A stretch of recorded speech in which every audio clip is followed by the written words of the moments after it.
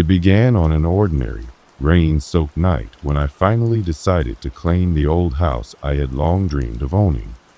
I'd passed over many modern apartments and brand new townhouses, but something about the faded wood, the creaking floors, and the storied past of this aging structure beckoned me. I knew from the very first visit that the house held secrets behind every locked door and dusty corner. I wasn't sure what those secrets might be, but the feeling that I was meant to uncover them was irresistible. The day I moved in was a blur of unpacking boxes, organizing old heirlooms left behind by the previous owners, and silent, almost reverent exploration. The house was a sprawling, two-story building with a peculiar layout, a narrow staircase that descended beneath the main floor to a basement I had scarcely noticed. I asked the realtor about it, and he'd merely shrugged, saying, "It's been empty as long as anyone can remember." I never thought much about it at the time. That first night, after I had set up a modest dinner at my reclaimed dining table and settled in with a book and a cup of lukewarm tea, I began to hear a sound that made me freeze in my armchair. It was faint at first, a soft, persistent creak that seemed to echo from below. I told myself it was just the old house settling in the cool night air. The rain pattered against the window, and all seemed calm. Yet, as the hours of darkness deepened, the sound grew unmistakably deliberate. A slow, measured thump, as if heavy footsteps were pacing down the hallway of the basement. At 2:13 a.m., I was finally roused from a restless sleep by the unmistakable groan of the house. I lay there in the silence for what seemed like an eternity before bolting upright. My heart pounded as I strained to listen. That sound, an uneven, shuffling noise, seemed to be coming from the floor below. I remembered the narrow staircase tucked away in a dark corner of the living room, its entrance partly hidden by a threadbare rug. Though I had ignored it at move-in, I now realized that the basement must hold more than just storage. Perhaps it was where the history of this house was kept hidden, locked away from prying eyes. I rose, heart in my throat, and made my way over to the stairs. Every step creaked and moaned beneath my weight, each sound amplifying the lurking dread that I couldn't dispel. With the beam of my phone's flashlight trembling in my hand, I descended into the darkness. The air was cold and musty, thick with the scent of damp earth and something else, something ancient and inexplicable.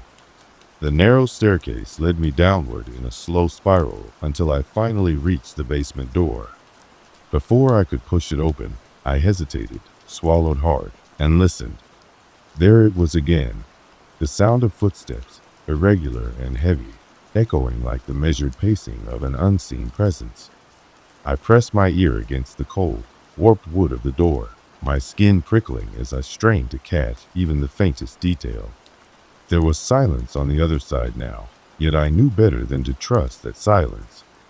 Summoning every ounce of courage, I turned the rusty knob and slowly eased the door open. A weak shaft of light revealed a sprawling space that stretched into shadows, far larger than I'd imagined. The basement was cluttered with remnants of a forgotten era, old furniture draped in tattered sheets, stacks of dusty crates, and cobwebs glistening in the faint glow of my phone's light. In one corner, against a sagging wall, stood a large armoire draped in dark cloth. The atmosphere pressed in on me as I stepped inside.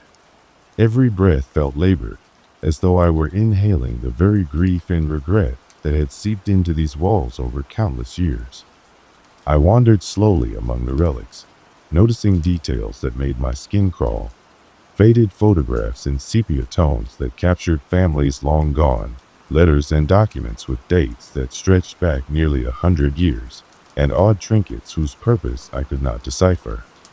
I began to wonder if these items were deliberately arranged as if to tell a story, a message left by those who had once inhabited this space. In the midst of exploring, I stumbled upon something far more disturbing. A set of fresh muddy footprints leading from the heavy armoire toward a narrow doorway in the far wall. The print was unmistakably human, though the ground in this long abandoned basement had been undisturbed for decades. And yet, here were these footprints, small, erratic, like those of a child, fresh in a place that should have been long forgotten. My mind raced with possibilities. Had someone been living here in secret? Had a lost child once wandered these corridors and been trapped? I couldn't decide whether the footprints were evidence of a sleeping presence or the result of my own overactive imagination. Despite my horror, I felt an irresistible urge to follow the trail. With cautious steps, I advanced deeper into the basement, following the trail as it curved around old workbenches and piles of discarded newspapers. Every so often, I would stop, heart pounding, to listen for any sound that might confirm my worst fears. The passageway led me to a narrow hall lined with ancient, cracked stone walls. A few rusted-like fixtures hung precariously above, casting weak, uneven illumination across a series of closed, wooden doors. The footprints stopped abruptly at one of the doors, a heavy door with peeling paint and a large, ornate knocker molded in the shape of a snarling beast. I pushed my fingers against the door, feeling the chill of the surface. For a moment, I considered retreating, wondering if I'd inadvertently disturbed something I was never meant to uncover. But something deep inside, perhaps a mixture of morbid curiosity and an inexplicable sense of duty, forced me to continue. I slowly opened the door, half expecting it to creak in protest. Inside was a small, private room that looked entirely out of place. Instead of the musty, cluttered chaos of the rest of the basement, this room was organized almost as if it were a study from a bygone era. A large desk dominated the space, its surface covered with yellowed papers, faded photographs, and an assortment of old, leather-bound books. The walls were lined with shelves that held delicate porcelain figurines and antique trinkets. In the center of the room, perched on a pedestal, was a large mirror framed in elaborate, dark wood. For a moment, its presence startled me. Why would this mirror, so pristine compared to the decay around it, be preserved in this secret chamber? As I stepped inside, the door closed behind me with a definitive click, echoing like a final sentence in an old, tragic story. My eyes were immediately drawn to the desk. A journal lay open, its pages scrawled in a hurried, almost frantic hand. I approached slowly and began to read. The journal detailed the recollections of someone who had lived in the house long ago, a person whose words bled with sorrow and regret. The entry spoke of a terrible family secret, of a daughter taken too soon, of a promise broken by the cruelty of fate. The author wrote of a hidden room where she had concealed evidence of the tragedy, and of a mirror that was said to hold the soul of the lost child. I felt a chill that wasn't entirely due to the cold. The entries mentioned the child's name, Lillian, and described how, in the later years, the mirror would sometimes show a faint image of her sorrowful face when the author's anguish became too great to bear. At that moment, I understood that I had stumbled upon the basement's secret, a hidden chapter of the house history that had been deliberately locked away, waiting for someone to uncover the truth. The footprints, the secret passageways, and even the locked door, all of it made sense now. The author of the journal had been a desperate soul, trying to preserve the memory of her only child, Lillian, whose life had been snuffed out by a series of misfortunes and unspoken family rivalries. The mirror, preserved in that private room, was said to be the final connection between the living and the dead, a portal for the child's spirit to remain tethered to this world. I sat down at the desk, overwhelmed by a mix of sorrow and terror. My own heart ached as I read about a life filled with loss and guilt, the desperate longing of a mother to see her child one last time. Every word in the journal carried an emotional weight that made the air in the secret study feel nearly unbearable. I could almost hear the muffled cries of a broken family echoing softly through the silence. Outside the room, footsteps began to stir once again, this time gentler, as if in cautious warning rather than threat. The sound was deliberate, measured, and filled with a strange sort of sorrow. Unable to resist the pull of the unknown, I rose from the desk and moved toward the mirror. Its surface was flawless and dark, reflecting not just my own terrified face, but also a superimposed image that chilled me to the bone. For just an instant, I saw a small figure, a little girl in a pale dress with tear-stained cheeks, standing behind me. I spun around, heart in my throat, but the room was empty save for the heavy silence and the ghost of grief that permeated every corner. I turned back to the mirror, only to see the figure again. The girl's eyes met mine with a desperate pleading, as though trying to communicate a message that transcended the barrier between the living and the dead. It was in that moment that I began to suspect that the footprints I had followed were not made by someone still alive, but rather by a spectral remnant, a child whose small feet had once padded innocently across these floors. Perhaps Lillian's spirit had roamed these corridors searching for the love and recognition that had been denied to her in life. The journal's final entry had ended abruptly, the ink nearly smeared by tears. If anyone finds this, know that I have lost everything. Lillian, my darling, I cannot keep you hidden forever. I beg you to be remembered. That plea reverberated in my mind as I stared into the mirror. For hours, I sat in that secret study, the storm outside intensifying as if echoing the tumult within me. I resolved then that I could not let this tragic story fade into oblivion. I gathered the journal, a few of the fragile photographs, and copies of the old newspaper clippings I had found scattered in the basement. With shaking hands, I documented every detail, determined to piece together the full truth of what had transpired in this accursed house. I made several trips between the secret study and the main areas of the basement, searching for additional clues, hidden compartments in the walls, engraved initials on ancient beams, faded handprints on long-forgotten artifacts. Each discovery pulled me deeper into the sorrowful tale of Lillian and the mother who had tried in vain to preserve her memory. The basement itself seemed to transform during my investigation. Shadows lengthened and shifted in a way that suggested the lingering presence of old sorrows. It was as if the very walls exhaled memories of heartbreak and remorse, and the ambient noises, dripping water, creaking floors, the soft hum of a long-dead air conditioner, blended with whispers of the past. I found myself speaking aloud, asking questions into the darkness, hoping that somewhere amid the echoes I would hear the answer. Lillian, can you hear me? I'd call softly, and sometimes for a heartbeat, I felt that the air vibrated with a response, a faint, indistinct murmur that might have been a sigh or perhaps a plea. Weeks merged into one another as I dedicated myself to unraveling the basement's secret.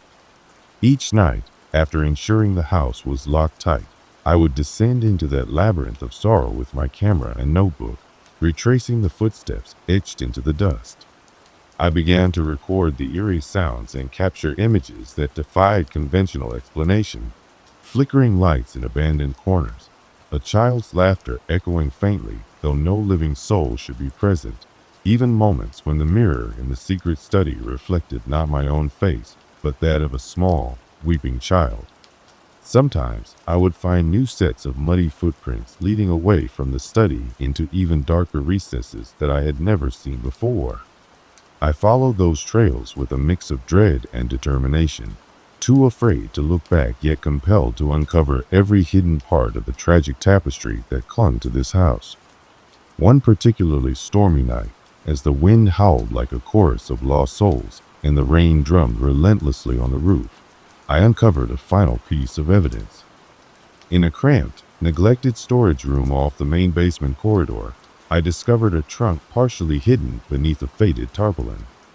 Inside lay a collection of personal belongings, a small, worn teddy bear, a lock of hair sealed in a faded envelope, and a delicate silver locket engraved with the initials R.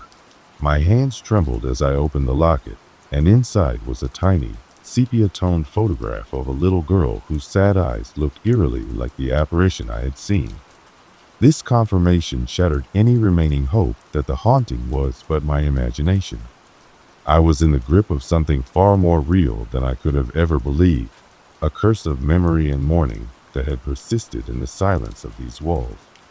I spent the following days compiling every scrap of documentation, every photograph, every handwritten note. I reached out to local historians and scoured old records to understand the tragic fate of Lillian and her family. I learned that the house had once belonged to a prominent family whose reputation was marred by scandal and loss. Lillian, it turned out, had been a bright, gentle child caught in the crossfire of family secrets and a bitter feud that led to a series of misfortunes culminating in a mysterious fire. The tragedy was hushed up, the memories deliberately obscured by those who wished to forget. And now, her spirit, along with that of her grieving mother, seemed to haunt the basement, the last bastion of their shattered past. With time, I began to feel that my role in this unfolding drama was not that of a mere intruder, but of a reluctant chronicler, a person entrusted with the responsibility to remember and bear witness. I created an extensive archive, digitizing photographs, transcribing every journal entry, and even publishing fragments of the story on local forums, urging anyone who might have even the faintest recollection of Lillian to come forward. The response was both heart-wrenching and bizarre. Some recounted long-forgotten family stories. Others whispered that they'd heard similar sounds in their own homes. I became a repository for the collective grief of a past generation desperate to be seen. Yet even as I documented her tragic history, the supernatural events in the basement grew more insistent. At night, I would lie awake, my eyes fixed on the dark ceiling, listening to the rhythmic thumping of footsteps and distant voices. There were moments when I could feel a cold hand brush against mine as I walked past the closed storage rooms, or when a child's giggle echoed softly, only to vanish like a mirage. The presence in the basement was not malevolent. There was a deep, overwhelming sadness in its echoes, but it was insistent, a constant reminder of a wound that had never healed. One evening, after an exhausting day of investigation and record-keeping, I returned to the secret study to find it transformed. The mirror, which had previously held only fleeting images of a weeping child, now burned with a steady, ghostly light. In its reflection, I saw not myself, but a full, sorrowful apparition, a woman in an old-fashioned dress, her face etched with grief and resignation.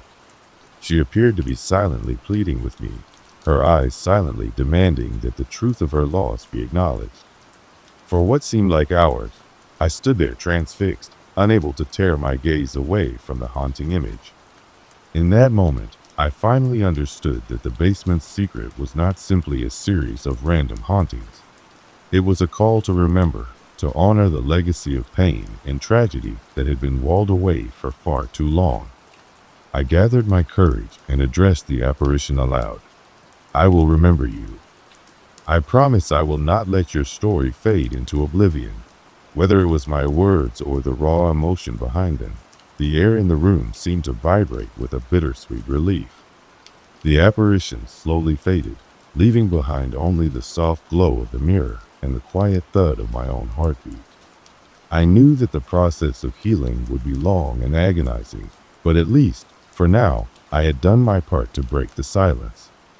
Even now, as I live in a new home and try to bury the memories of that haunted basement beneath layers of routine and modernity, I often hear the echo of those footsteps late at night.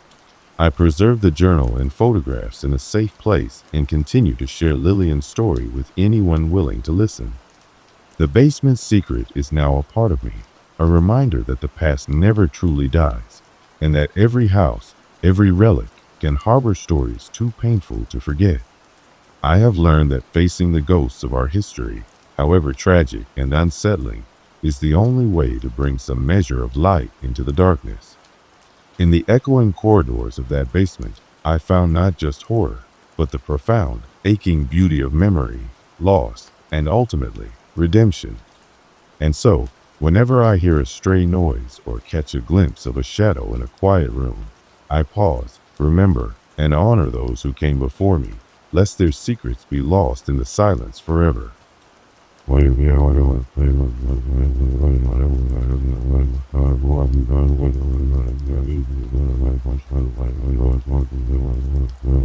The Basement's Secret is my chronicle of a journey deep into the heart of a house haunted by grief, where every creak and dusty footprint speaks of lives once lived and lost. In uncovering its hidden sorrow, I found the courage to confront my own isolation and the importance of remembering the past. May this story serve as a reminder that even in our darkest, most forgotten corners, the echoes of our history call out, waiting to be heard.